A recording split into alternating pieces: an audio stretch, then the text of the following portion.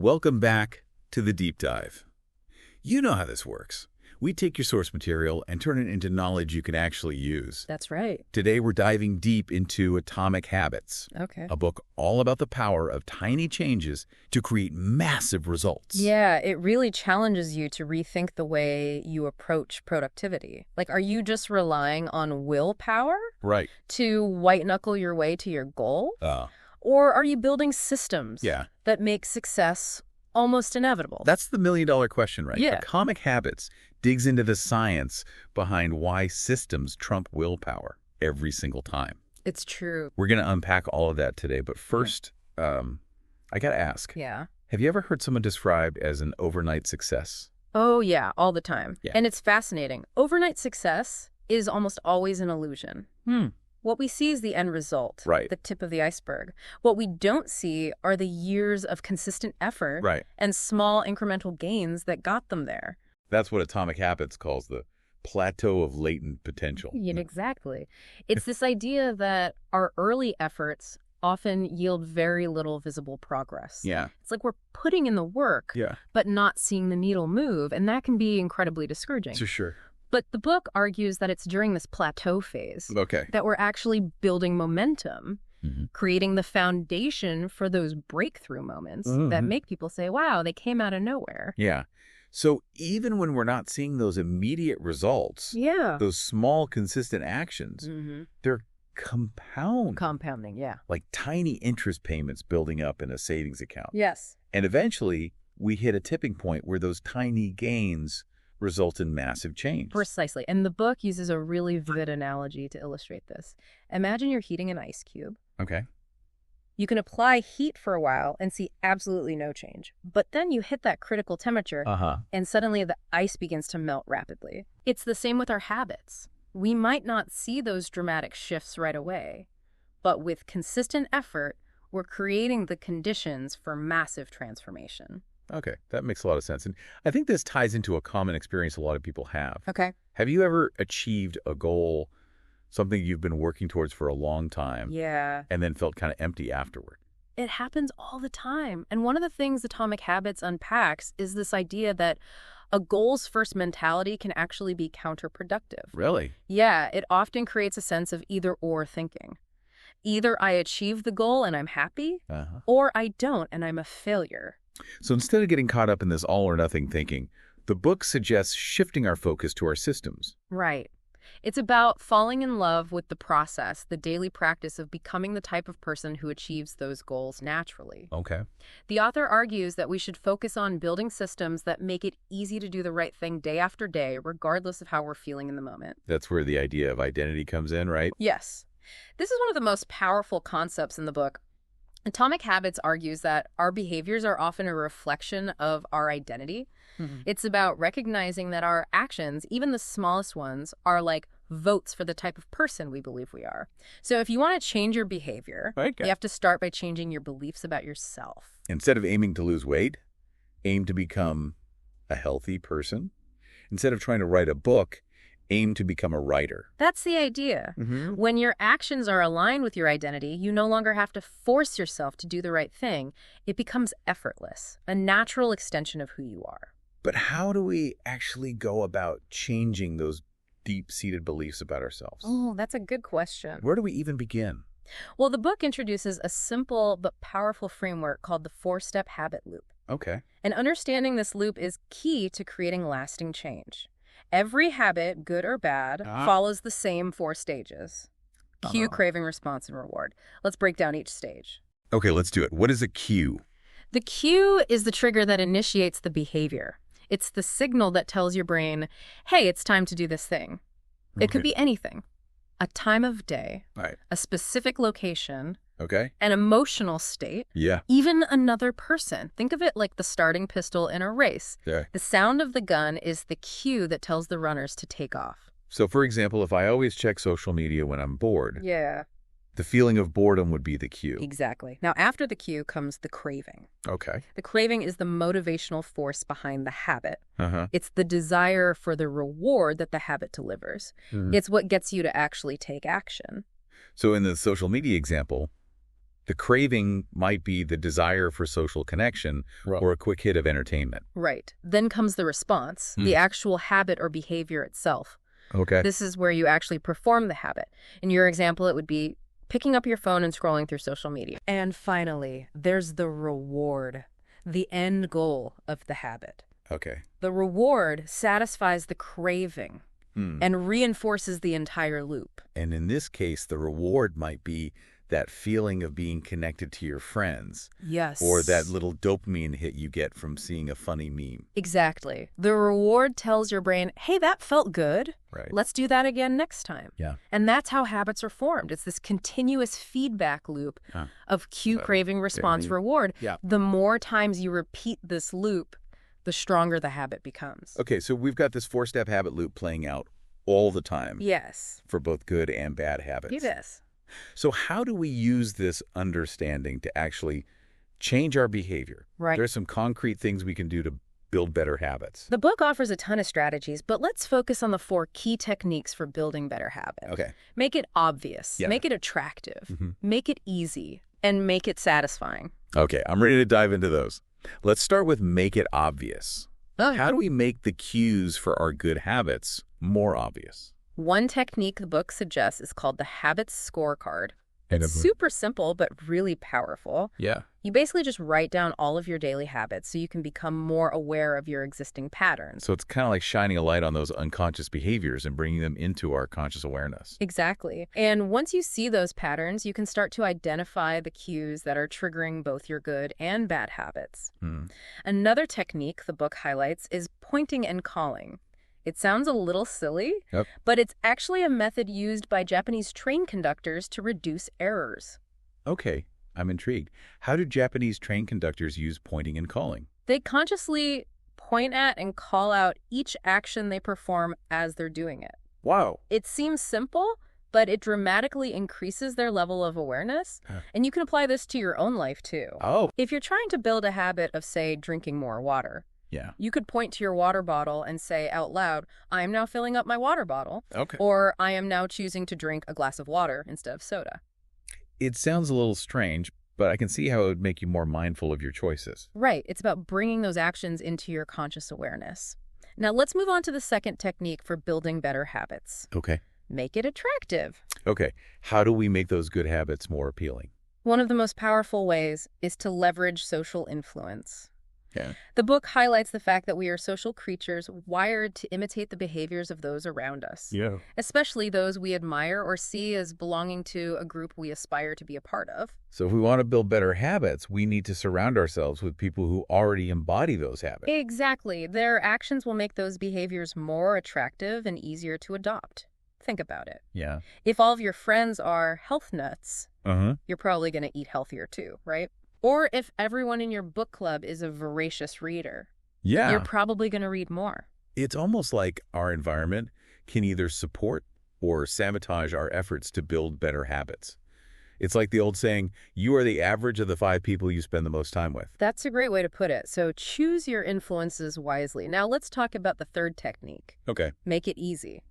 Okay, I love this one. We all want to make those good habits easier to do. Yeah. Right. So how do we actually reduce the friction and make those positive behaviors more effortless? Well, one of the simplest and most effective strategies the book suggests is the 2-minute rule.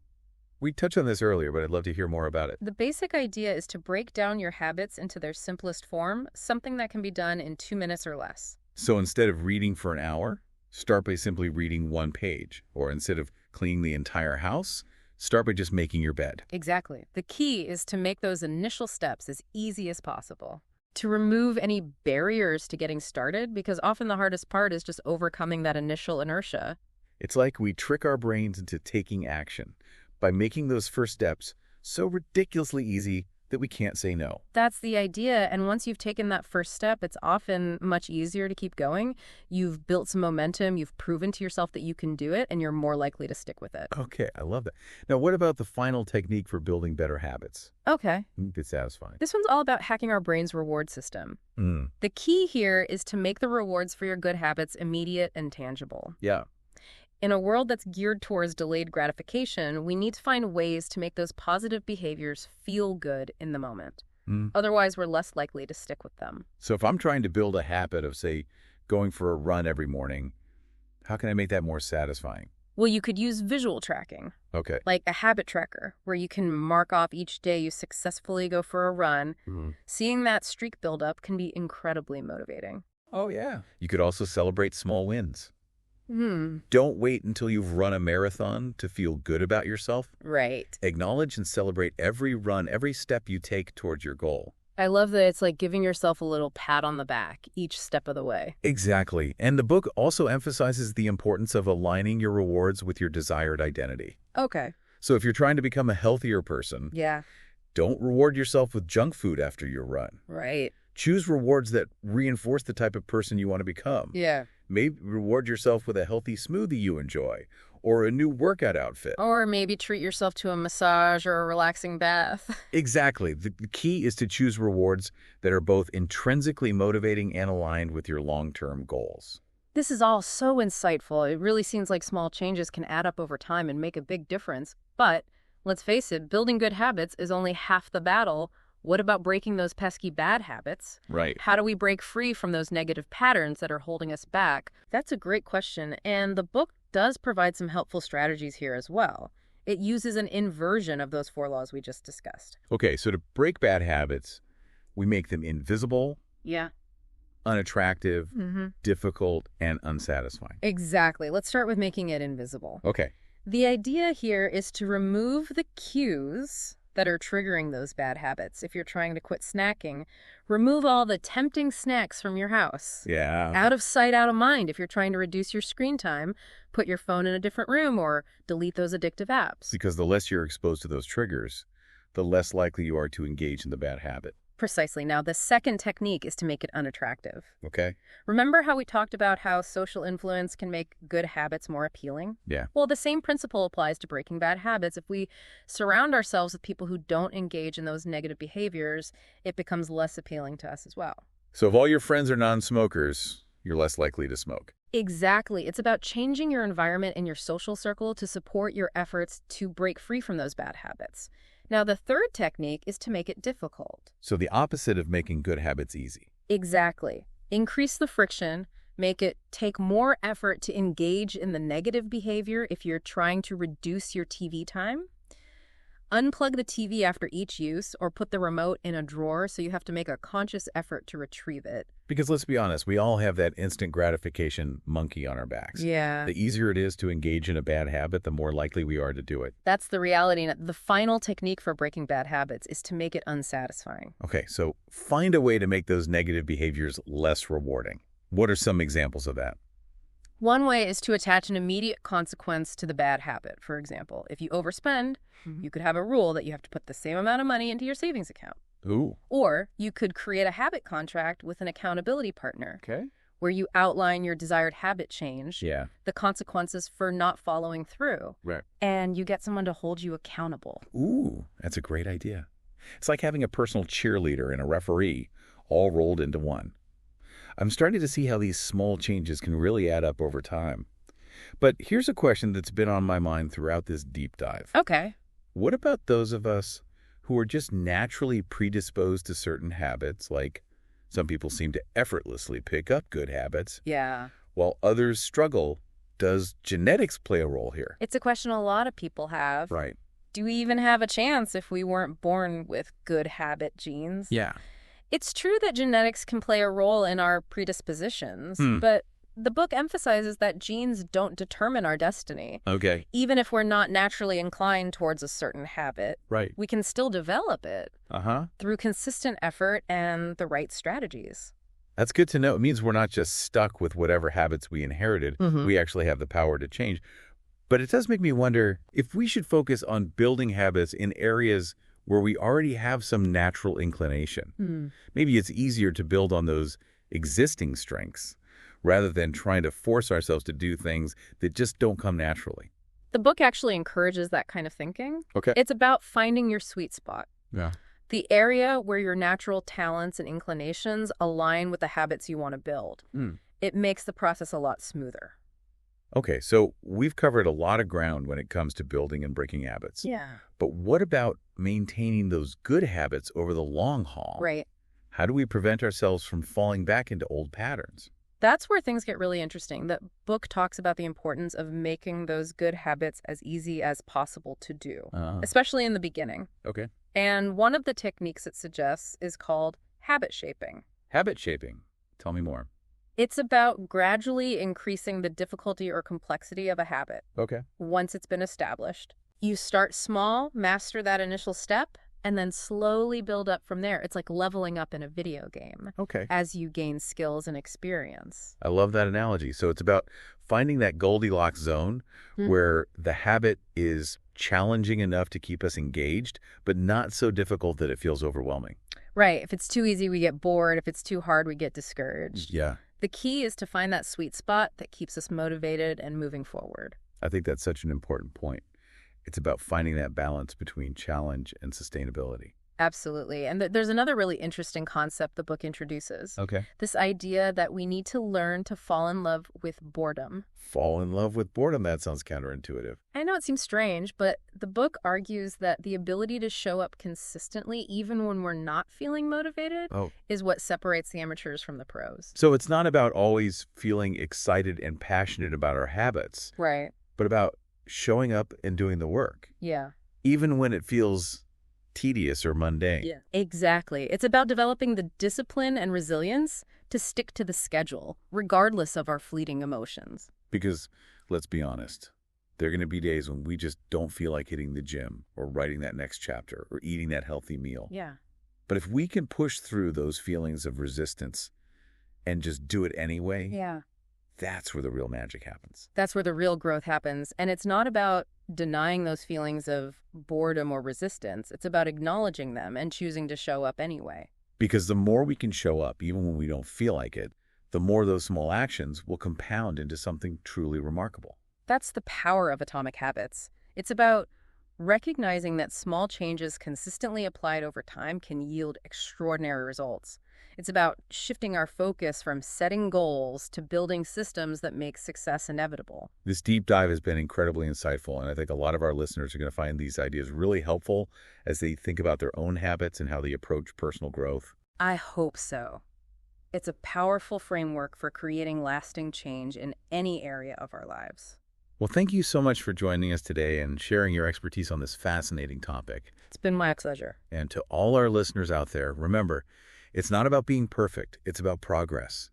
It's about embracing the journey with all its ups and downs and celebrating every step you take towards becoming the best version of yourself. And never underestimate the power of those tiny changes. They really can add up to extraordinary results. We hope you've enjoyed this deep dive into Atomic Habits. Until next time, keep learning, keep growing, and keep diving deep.